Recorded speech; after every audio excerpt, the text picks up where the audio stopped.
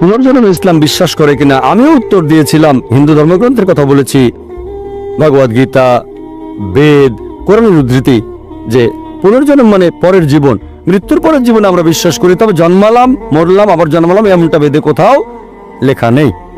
এরপর শ্রী শ্রী রবিশঙ্কর উত্তর দিতে এসে বললেন, আমি আগের প্রশ্নটার উত্তর দিতে চাই।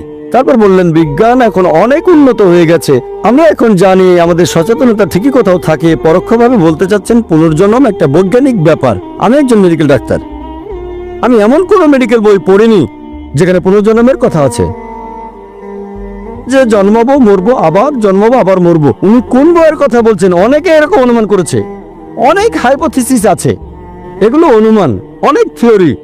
তার মানে এই না যে সেগুলো মেনে নিতে হবে। এটা বৈজ্ঞানিকভাবে সত্যি হলে সব মেডিকেল বইতেই থাকতো যে জন্মাবো, মরে যাব, আবার জন্মাবো, আবার মরে যাব, আবার জন্মাবো, হাইপোথিসিস।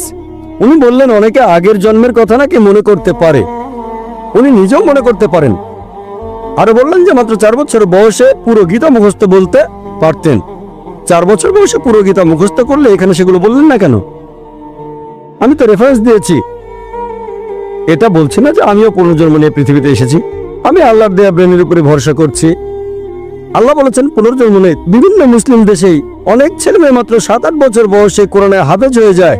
আর গীতার সাথে তুলনা করলে পবিত্র কোরআন তো অনেক বড় বই, গীতা খুবই ছোট বই, 18 চ্যাপ্টার, কোরআন 114 চ্যাপ্টার, অনেক বড়।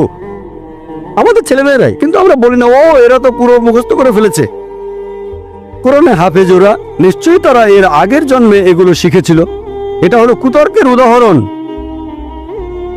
অযৌক্তিক। যদি আসলেই গীতা আপনার মুখস্থ থাকে, আলোচনাটাই তো ধর্মগ্রন্থ নিয়ে, কিন্তু সেখান থেকে তো বললেন না।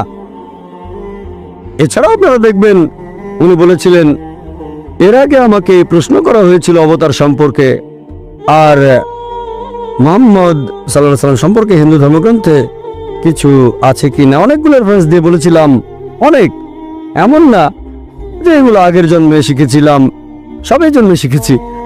অধ্যায় নম্বর, অনুচ্ছেদ নম্বর। তারপর দর্শকরা যখন হাততালি দিচ্ছিল উনি তখন বললেন, ও এটা তো ভালো, ডক্টর জাকির নায়েক বেদ থেকে উদ্ধৃতি দিচ্ছেন, তার মানে বেদ সত্যি, সব মুসলিমেরই বেদে বিশ্বাস করা উচিত। এটা যে কাফিরদের বই সেটা তো আসলে ঠিক না, এটা অবিশ্বাসীদের বই।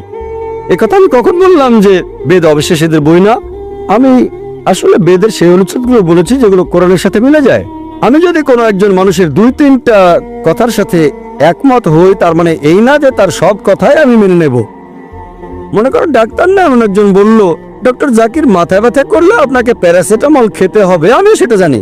তার মানে এই না যে সে যক্ষার চিকিৎসাও করতে পারবে অথবা অন্য যে কোনো অসুখের সঠিক চিকিৎসা করতে পারবে, অ্যাজমা অথবা ডায়াবেটিসের। সে তো ডাক্তার না। হ্যাঁ, মাথা ব্যথার ওষুধটা সে জানে প্যারাসিটামল, আর আমার জানা মতো এটা ঠিক। তার মানে এই না যে অন্যান্য রোগের ওষুধগুলো সে বলে দিতে পারবে। একইভাবে বেদের কথা যদি বলতে হয়, কোরআনের সাথে যেগুলো মিলে যায় সেই কথাগুলোকে সত্যি বলে মেনে নিতে আমাদের কোনো আপত্তি নেই।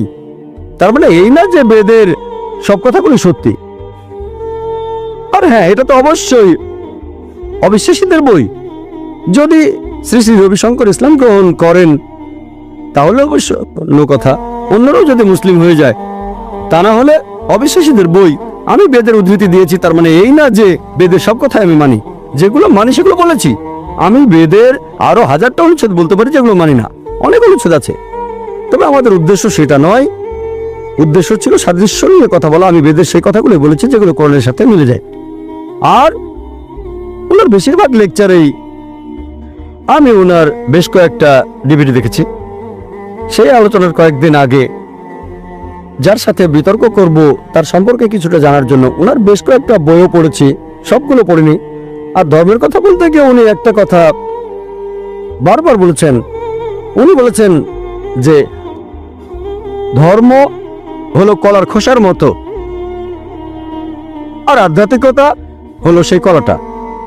মানুষ কলার খোসাটা ধরে রাখে আর কলাটাকে ছুঁড়ে ফেলে দেয়। অনেকগুলো লেকচারে উনি কথাটা বলেছেন অনেকবার, যে ধর্ম হলো অনেকটা কলার খোসার মতো আর আধ্যাত্মিকতা হচ্ছে কলা। লোকজন কলার খোসাটা ধরে রাখে আর কলাটাকে ফেলে দেয়। তার মানে লোকজন ধর্মের রীতিনীতিগুলোকে মেনে চলে, আসল কথাগুলো তারা ভুলে যায়। কলাটা তারা ফেলে দেয় আর ধর্মের রীতিনীতিগুলোকে আঁকড়ে ধরে থাকে, কলার খোসাটাকে তারা আঁকড়ে ধরে থাকে, ধর্মের মূল কথাগুলো মেনে চলে না। উনি এই যুক্তি দিয়েছেন। এই কথাটাও হঠাৎ করে শুনে মনে হবে খুব লজিক্যাল, আমার মতে এটা কুতর্ক। যদি ইসলামের দৃষ্টি থেকে বলতে হয় আর এ ধরনের অবস্থা হলে তার সাথে একমত হয়ে প্রমাণ করতে হবে কথাটা ভুল, প্রথমেই ভুল বললে কাজ হবে না। তাই বললাম ঠিক আছে, আমি মেনে নিলাম যে ধর্ম হলো কলার খোসার মতো, ধর্মের রীতিনীতি। কলাই হলো ধর্মের মূল কথা, আধ্যাত্মিকতা। উনি বললেন লোকজন খোসাটা ধরে রাখে, কলাটা ফেলে দেয়, তাদের কি করা উচিত? তারা খোসা ফেলে দিয়ে কলাটাকে ধরবে। ওনার কথা অনুযায়ী আমিও তার সাথে একমত হলাম যে ধর্ম হলো কলার খোসা আর আধ্যাত্মিকতা হলো কলা। তবে আপনারা যদি কলাটা পাকার আগেই খোসাটা ফেলে দিয়ে কলা ধরে থাকেন তাহলে কলা পচে যাবে। খোসার কাজ হলো না পাকা পর্যন্ত সেটাকে রক্ষা করা। যদি কলাটা পাকার আগেই তার খোসাটা ছিলে ফেলেন আর সেটাকে ফেলে দিয়ে কলাটাকে ধরে রাখেন তাহলে কলা পচে যাবে। হয় কাঁচা কলা খেয়ে ফেলতে হবে, হজম করতে কষ্ট হবে, অথবা যদি খোসা ছাড়া কলাটাকে ধরে রাখেন তাহলে সেটা পচে যাবে। আমি বলবো খোসা সহ কলাটাকে ধরে রাখেন আপনি। আমাদের মুসলিমদের জন্য কলা হলো আখিরাত, জান্নাত। সেজন্য আমাদেরকে কলার খোসাটা ধরে রাখতে হবে, কলাও ভেতরে থাকবে। পরকালে আখিরাতে কলার খোসাটা ফেলে দেব। কোরআনে যে নির্দেশগুলো আছে সেগুলো মেনে চলতে হবে এই পৃথিবীতে। পরকালে আমাদের জন্য অন্যরকম নিয়ম থাকবে, তাই সব ধরে রাখতে হবে। আল্লাহ কোরআনে বলেছেন ওয়াতাসিমু বিহাবলিল্লাহি জামিআ, আল্লাহর রজ্জু শক্ত করে ধরো, পরস্পর বিচ্ছিন্ন হয় না। তাহলে খোসাটা ধরে রাখতে হবে যতক্ষণ না কলাটা পাকে, সেটা হলো আখিরাত। তাই আমরা কলার খোসাকে ধরে রাখবো, কলাটাও ধরবো। পরকালে গিয়ে শেষ বিচারের দিনে আপনি খোসাটা ফেলে দিতে পারেন, কারণ কলা পেকে গেছে, আপনি তখন জান্নাতে। আর জান্নাতের নিয়ম কানুনগুলো আলাদা হবে। যদি কলাটা পাকার আগেই খোসাটা ফেলে দেন তাহলে কলার আসল স্বাদটা আপনি পাবেন না, হয় সেটা কাঁচা খেতে হবে, নয়তো কলাটা পচে যাবে। এই আখিরাত, পরকাল, পুনর্জন্ম এটা হিন্দু ধর্মেও আছে, খ্রিস্টান ধর্ম সহ প্রধান সবগুলো ধর্মতেই আছে। আমার পরামর্শ হলো খোসা সহ কলাটা ভালো করে ধরে রাখেন, তবে আগে দেখতে হবে সেই কলাটা সঠিক কলা কিনা। বিষাক্ত কোনো কলা খাবেন না, এমন কলা খান যেটা স্বাস্থ্যকর।